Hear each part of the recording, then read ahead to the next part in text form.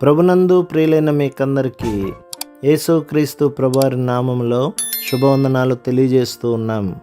దైవ సేవకులు బ్రదర్ భక్త సింగ్ గారి పరిచర్యలో నుండి దైవ మర్మములు డిసెంబరు 4.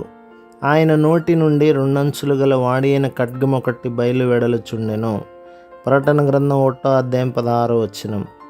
ఆయన నోటి నుండి రెండంచులు గల వాడి అయిన ఖడ్గం ఒకటి బయలు వెడలుచుండెను. హెబ్రీ పత్రిక 4:12 దేవుని వాక్యము రెండంచుల వాడి అయిన ఖడ్గమునకు పోల్చబడినది.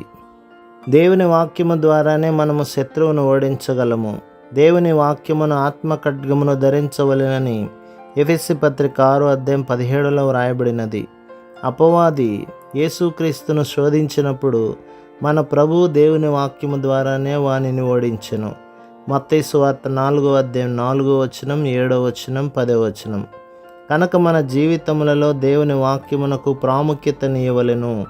ప్రతి ఉదయ సాయంత్రము బైబిలును మోకాళ్లపై ప్రార్థన పూర్వకముగా అధ్యాయము వెంబడి అధ్యాయము క్రమముగా చదువుటకు నేర్చుకునవలెను.